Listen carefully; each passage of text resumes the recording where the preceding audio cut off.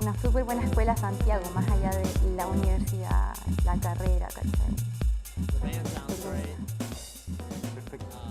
Entonces tú vienes de allá de Villa Alemana, ¿no? Ujú. Sí, entre Quilpué y Alemana fueron mis lugares. Pero ahora no, pues ahora estoy viviendo en Valparaíso. Ah, perfecto. ¿Valparaíso? Sí, sí, sí. Ah, mira. Sí, sí, ahora ya tengo mi taller en Valparaíso y vivo allá. Ya, A Villa perfecto. Alemana voy a regalonear nomás. Ah, En perfecto. Quilpué. Oye, tengo la idea de que existe no sé si fijación o no, pero una tendencia como bastante actual de los escritores y de los artistas, ¿cierto? Por el tema territorial. Como que ha pasado, digamos, como que ha resurgido, ¿cierto? Esta mirada y esta preocupación, digamos, por el entorno, ¿cierto? Los cambios, las devastaciones, los progresos, digamos, como tú lo quieras llamar. ¿Te pasa eso a ti en tu obra? Sí, o sea, yo creo que también como mujer, o más que como mujer, hombre, como el cuerpo que yo he habitado también me sirvió para verlo como un territorio, ¿no es cierto? Como este camino, ¿no es cierto? De moverte, de enfrentarte a nuevas cosas, es como, bueno, tu propia autonomía, bueno, entonces, ¿qué tengo? No tengo casa, tengo mi cuerpo es mi casa, y después, bueno, moverte, entender que si tú cambias, que tal vez cambias de ciudad, pero estás contigo. Como que esos fueron algunos aprendizajes que, como es dentro es fuera, ¿no es cierto? Como, así como tú estás con tu propio cuerpo, lo vas entendiendo, como en tu propia dimensión, después también obviamente te vinculas de manera afectiva hacia la ciudad, hacia ese entorno, hacia esos valles, hacia esos cerros. Creo que siempre está como esa relación entre mi habitar y en un entorno, como que por ahí ha ido mi vinculación, y obviamente ese mismo hecho de moverme de una ciudad a otra también me hizo como remirar ese vínculo afectivo con estos valles, con estos cerros, y sentirme cómo me siento en casa estando aquí, estando en Bolivia, estando en Argentina, estando en el sur, como que eso siento que ha sido mi vínculo con el territorio. Ya. Oye, pero yo creo que eso es parte a lo mejor de tu trabajo, de lo imaginario, digamos. ¿Qué otras cosas te mueven también? Uy, siento que la historia, lo he conversado antes, como que siento que hay la palabra historia como a nivel, en minúscula y en mayúscula, siento que me interesa mucho. La historia en minúscula me refiero como a mi historia familiar, mi historia más local, mi historia personal, revisar todo lo que tiene que ver con los vínculos. Siento que en mi trabajo hay mucho de eso, hay muchos afectos, hay mucha ternura, a veces como que me vinculo desde ahí. O sea, esas emociones se me dan para plasmarlas en lo gráfico. Y por otro es como esta historia con mayúscula, que entre comillas mayúscula, ¿no es cierto?, que tiene que ver con el estudio. Creo que a mí me interesa mucho ver imágenes, nutrirme, ver libros de historia. Me fascina y me alucina la idea de entender que yo no soy en ningún caso una de las primeras grabadoras, sino que hay siglos de personas que han creado, que han hecho grabado desde las cavernas, ¿no es cierto? Como ese primer grabado que es como este stencil, ¿no es cierto?, el estarcido de la Sí. mano. Ese tipo de Las cavernas de vinculaciones, Altamira, ¿no? claro. O la Cueva de las Manos también en el sur de Chile. Creo que ese tipo de cosas a mí me mueven, me atraviesan, y siento que voy comunicándome, si bien no es como repetir esa iconografía o esas imágenes, creo que las miro tanto que van apareciendo en mis trabajos. Trato de que mis obras o que mis grabados se comuniquen con ciertas otras épocas. Eso me pasa. Perfecto. Oye, ¿cómo llegas al grabado? ¿Cómo llego? Sí, al grabado. Porque me imagino que de aquí hay un transcurso rápido a partir del estudio, ¿cierto? La Sí. iconografía, para decidirte finalmente llegar a este elemento plástico, digamos, de las artes, ¿no? Sí. No fue un camino tan largo, siento, como que fue un amor así bien rápido. Yo cuando estaba en cuarto medio, en el colegio, tenía ya esta inquietud, ¿no es cierto? Me gustaba mucho la música, la poesía, estaba como en esa búsqueda, y se me dio la oportunidad de estudiar escultura en madera en el Bellas Artes de Limache. Y ahí empecé como a trabajar con las guías, como que si bien la verdad es que estuve como, yo creo que no, máximo un año fue lo que estuve, tal vez quizás 8 meses, ponte tú, me empecé a adentrar en este mundo de los cuchillos, de las herramientas, del filo, la madera. Nunca hice una escultura, o sea, hice un par de cantaritos, porque obviamente aprender un oficio como ese son años. Entonces, por ahí me entré y ya el año siguiente entré a la universidad y tuvimos grabado uno en primer semestre y ahí fue como ya, esto es, o sea, esa alucinación, es una emoción tan fuerte cuando tú levantas el papel y se devela la imagen, ¿no es cierto? Y hay una teórica que habla de eso, que en el fondo el grabado sucede anaeróbicamente. Y eso encuentro súper hermoso porque finalmente siempre hay como un misterio al momento de aparecer. Estamos conversando acá con Renata Sagredo, artista, ¿cierto?, de la Universidad Católica de Santiago, ¿cierto? Muy joven por lo demás, me sorprendió muchísimo tu edad, 27 años, ¿cierto? Derivó al grabado, pero también tuviste un periplo por Venecia. Sí, claro, terminé la universidad y bueno, yo estudié becada en la universidad.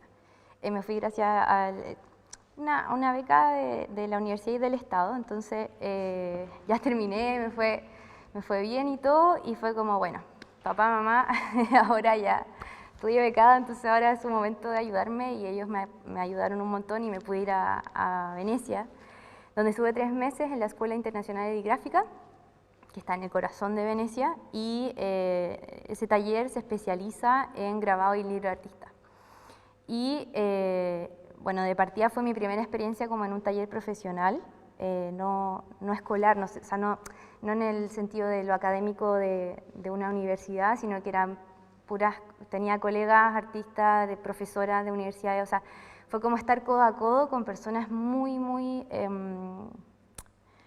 de un nivel muy grande y que fueron muy generosas conmigo. Creo que eso fue muy hermoso, como yo venía con ese ritmo universitario que es como la lógica del encargo, como de que tú vas, que tienes a un tutor finalmente, y de pronto era como, bueno, tienes 3 meses, que es una residencia artística, que en el fondo tú haces tu obra, tú ves qué haces, y era como, bueno, ¿y quién me dice qué tengo que hacer? Entonces ellas me ayudaron mucho a crear más honestamente, como a crear en esa misma libertad. Entonces fue como, bueno, ¿qué quiero hacer?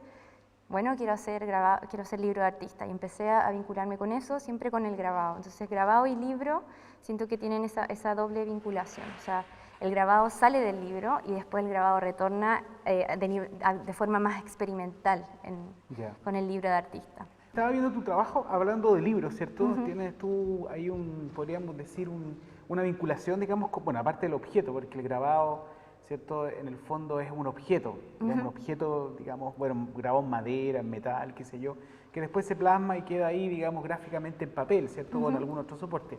Pero tú tienes rollos como con el libro, pero no como el libro, digamos, o sea, desde la historia del libro me contabas tú, pero también como libro objeto, ¿no? Sí, sí. Siento que el libro ha sido como el objeto que más me ha acompañado, como un objeto casi simbólico, como un objeto muy portable. Creo que esa secuencialidad, esa capacidad como almacenante del libro me parece como muy bella, muy poética.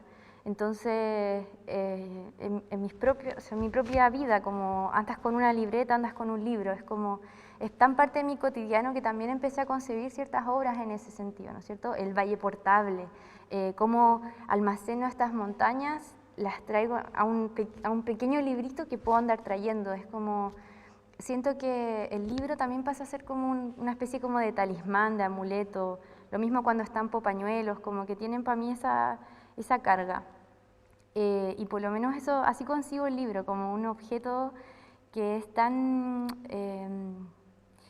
como infinito, como atemporal, y eso como que me parece muy bonito. Y que tiene los grabados podrían ser páginas también, como concebidas como mismas páginas, y creo que desde ahí los libros y los grabados van a vivir más que yo, y eso me parece como muy hermoso, porque tú puedes ir a una librería, ver libros antiquísimos, que finalmente las personas que lo produjeron o que lo leyeron o que lo manipularon son huellas de ese libro, pero el objeto es lo que queda, entonces Claro. eso me parece bellísimo. Pero el principio del libro también tiene que ver un poco con el grabado, ¿no? Obvio, y eso es como, para mí eso es como la vuelta, o sea, yo siempre estoy yendo y volviendo desde la historia del libro y la historia del grabado.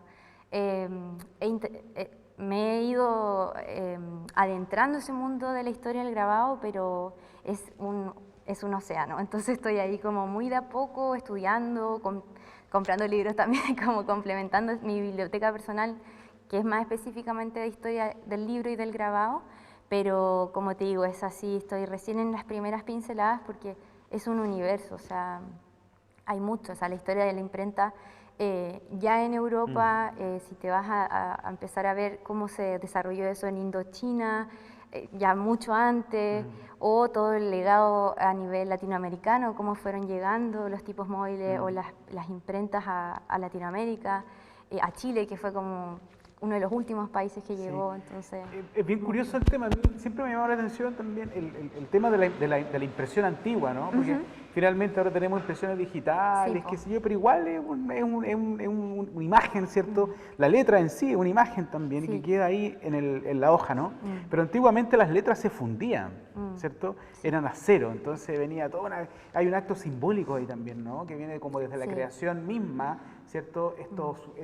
¿Cómo se llamaban los linotipistas, ¿no? Que claro, tenían que después. formar las palabras por letras, ¿cierto? Más el que fundía las letras. Entonces hay un gesto tremendo ahí, Sí. ¿cierto? Hay una alquimia, o sea, yo Claro, encuentro que la de todas alquimia. formas hay un acto así muy mágico al momento de imprimir, o sea, que una madera se convierta en un grabado y que eso pase a un papel, o sea, como que es también trabajar siento como con los elementos, como que siento que hay un proceso así muy alquímico al hablar de grabado. Y el mundo de la impresión en sí a mí me parece también que sigue siendo muy mágico, o sea, que tengamos, no sé, un pendrive, por ejemplo, un archivo, lo metemos en una cosita y se puede imprimir en tu impresora láser o inkjet, ese tipo de cosas, o sea, imposible no pensar en Gutenberg, ponte tú, como cuando ese tipo de como que son procesos muy maravillosos, como el proceso de poder imprimir, esa libertad, o sea, hay que entenderla como que fue algo que se fue dando. Yo cuando hago clases de grabado, cuando enseño, siempre les digo eso, como, bueno, ahora nosotros disponemos de todos estos materiales, o sea, tenemos un rodillo, tenemos la tinta, tenemos el papel, pero tienen que entender que eso se fue dando, o sea, que ahora podamos ir a una librería y disponer de todos esos materiales, es algo súper nuevo, o sea, en otro momento de nuestra vida tendríamos que tener una huerta específica de materiales para sacar, para extraer tinta, nuestra pulpa de trapos, de papel, qué sé yo, entonces... Eso me gusta el poder, que mi oficio tenga como esa conciencia como una conciencia histórica, una conciencia como también de nuestros como antepasados. Yo lo trato de ver esos maestros como ancestros, ¿cachai? Como antiguos maestros, como ancestros míos. Perfecto. Por ahí me voy en esa. Oye, cuéntame un poquito de tu obra, De mi obra. tus trabajos probablemente tal. Sí, mis trabajos, bueno, principalmente lo que he ido observando, lo que he ido representando, tiene que ver mucho con el valle, como mi sentir, como que siento que abordo temáticas que me atraviesan y una de ellas ha sido como el del Valle del Marga Marga. Creo que se ha construido una pequeña serie de trabajos que van por ahí. Desde libros de artistas pequeños como el Marga Marga, que habla un poco de la coincidencia que mis 4 abuelos se juntaran en ese valle para vivir.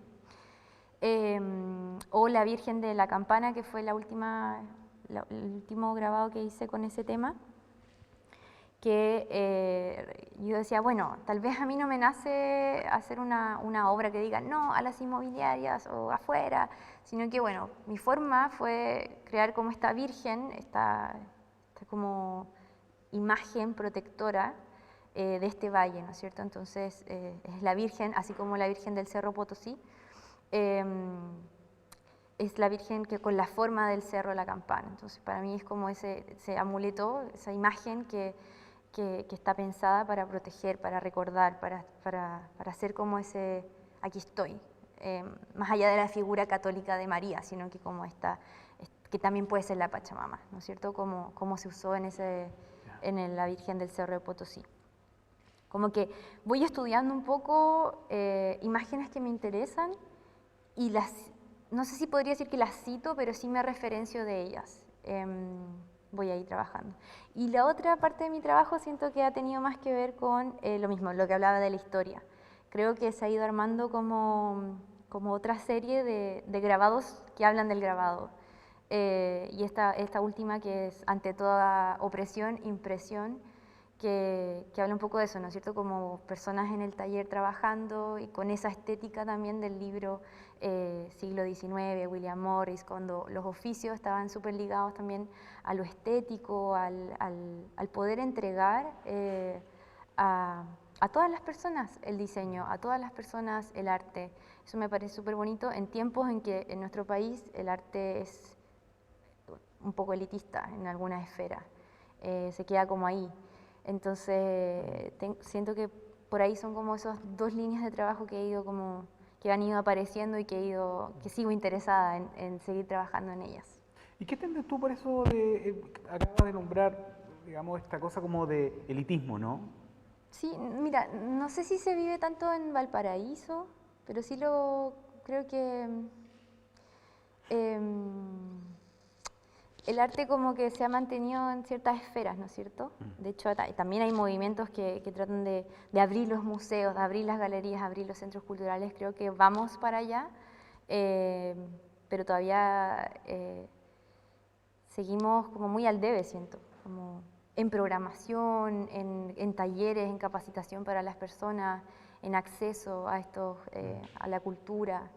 En pandemia muchas bibliotecas permanecieron cerradas, Claro. pero no cerradas con programación internet, o sea, se demoraron un montón. En otros países había delivery de libros igual, entonces siento que en Chile esto todavía no entendemos como el valor central o basal que tiene el cultivarnos, el dibujar. Yo cuando hago talleres, no a nivel académico, sino a nivel más libre, siempre las personas llegan, es que yo soy pésima para dibujar, es que yo Claro. soy muy malo para dibujar, y es como, qué pena que tantas personas estemos con ese discurso. O sea, eso significa que algún profesor no los hizo ver.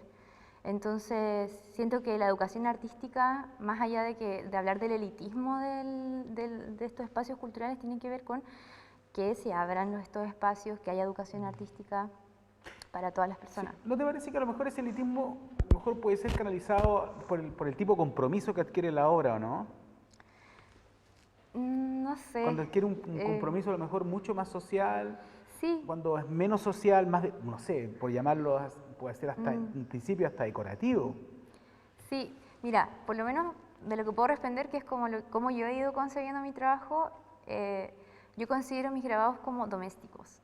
Como que me gusta pensar que mis imágenes van a ir a un espacio doméstico o de taller o de oficina. Creo que hay obras que sí he hecho que tienen esa circulación museal o galerística, pero hay muchas imágenes que tienen para mí este valor como más de amuleto o más de talismán, que tiene una dimensión doméstica. O sea, no es lo gigante, sino que es, bueno, ponlo en tu habitación, pégalo en el refri, pero míralo. Para mí por eso hago grabado finalmente, porque tiene esa posibilidad, y por eso las matrices las guardo, tengo matrices de años, porque me interesa su reproductibilidad, que viajen, que se muevan, que se miren. Sí, hubo un tiempo en que en este país, claro, pasaba, yo una vez conversando con Arturo Duclos, ¿cierto? Me decía que él, bueno, tenía un registro de cuadros bien pequeño, ¿cierto? Él pintaba muy pequeño, lo era Pronovis, ¿cierto? Cuadros de muy chiquititos, digamos. Pero decía, no estaba vendiendo nada, entonces tuve que agrandarme, digamos, no a gran volumen, ¿cierto? Claro. Pero un cuadro más o menos, porque la gente, de alguna manera, el comprador buscaba cubrir un pedazo de pared, entonces un cuadro pequeño era diferente, era como pasa con los libros, ¿no? Sí, Hay gente que compra libros para llenar la estantería y compra por el tamaño Claro. y por la portada, digamos. Entonces, Por eso fue falta bien curioso. educación artística. ¿Cómo? Por eso falta educación Sí, artística. por eso te Sí, digo. de Entonces, todas maneras. oye, hablando de esto de educación artística, cuéntame tu taller. Mira, mi taller ha sido como mi gran compañera, siento, Taller La Beta, porque este año cumple 7 años, como si fuera, perdería sus dientecitos, su primer septenio. Este taller yo lo empecé en segundo año de universidad, como que me empecé a dar cuenta que nada, pues como que se venía pesado, como chuta, estudié arte, cómo me empiezo a mover, cómo empiezo a generar lucas. Claro. En ese momento obviamente tenía que hacer lucas ya trabajaba en la galería de la universidad, era ayudante, pero seguía haciendo como, quería buscar más cosas. Y también tenía esta como vergüenza, yo creo que igual es como algo súper común cuando uno estudia estas carreras artísticas o creativas, que hay mucha vergüenza de mostrar el trabajo también. La exposición Sí, pública. claro, entonces Ese es el necesitaba un tema. nombre, como, ya, no quiero como Renata aquí vendiendo, era como, bueno, Taller La Beta. Y siempre desde el grabado, siempre desde la madera, por eso la beta, ¿no es cierto?, de la beta de la madera.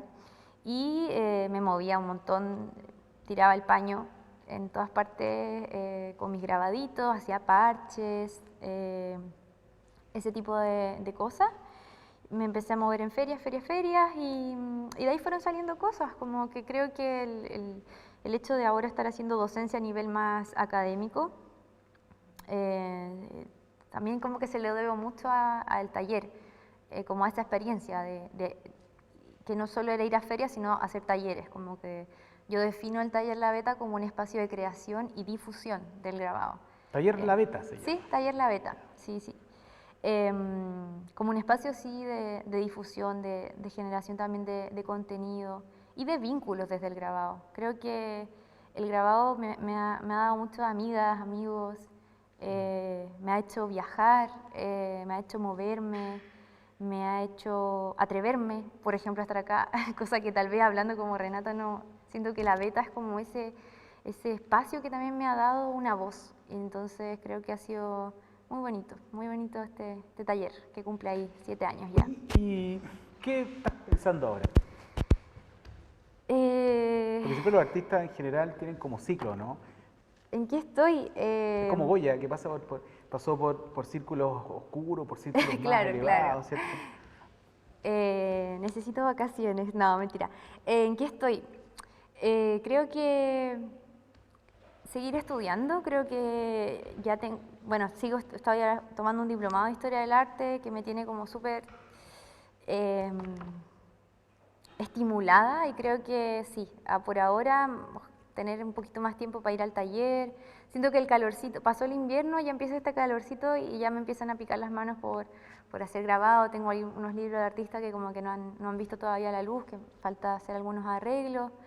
Pero sí eso, finalmente, empezar a activar más los talleres.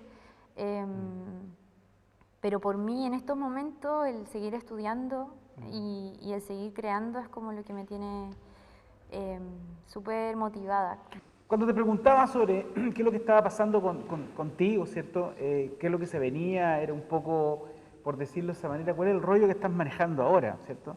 Por el tema de los ciclos, ¿no? Todas ahorita pasan por ciclos distintos, ¿cierto? Sí, por ahora no siento que me mantengo en ese gran... No he podido ver como un hito o algo que me esté cambiando de ciclo. Siento que todavía hay mucho que quiero grabar, estampar, seguir desarrollando como estas 2 series de trabajo que te mencionaba. Y ganas, claro, de seguir activando el taller, pero así como de obra, creo que todavía me queda bastante como por seguir profundizando en estas dos, de la historia del libro, historia del grabado, estos grabados sobre grabados y esto del territorio, del sentirme en casa, del sentirme en este valle, por ahí como que siento que todavía me queda. Perfecto. Oye, ¿y tu taller asiste gente de todas las edades o no? Sí, sí, creo que sí. Principalmente mujeres, creo, por lo que he observado cuando hago talleres como abiertos, talleres de grabado, talleres de timbre, que es como algo que generalmente hago. Generalmente mujeres y infancias, por ahí como, ese es como los que me muevo. Pero que van llegando de esa manera, no es como que yo los convoco exclusivamente, pero sí. Y en el taller como espacio, que estamos ahí en Cerro Alegre, compartimos, no es solo mi taller, sino que compartimos con el Estudio Cerro, con Karina Aliaga, que son artistas y diseñadores, fotógrafos que también generamos ese como ambiente como transdisciplinar o interdisciplinar. No sé. ¿No te pasa de repente que uno, claro, uno dice, oh, es artista? Entonces la gente tiende a imaginarse que un tipo absolutamente solitario, viviendo su propio infierno, ¿cierto? Pero finalmente no es así. Sí, pues, almuercitos ricos, es compartir, es ir a buscar un postrecito, es de muchos cuidados también, es de acompañarse. Si bien Taller La Beta soy solamente yo, creo que no sé si podría tener un taller como espacio físico sola, creo que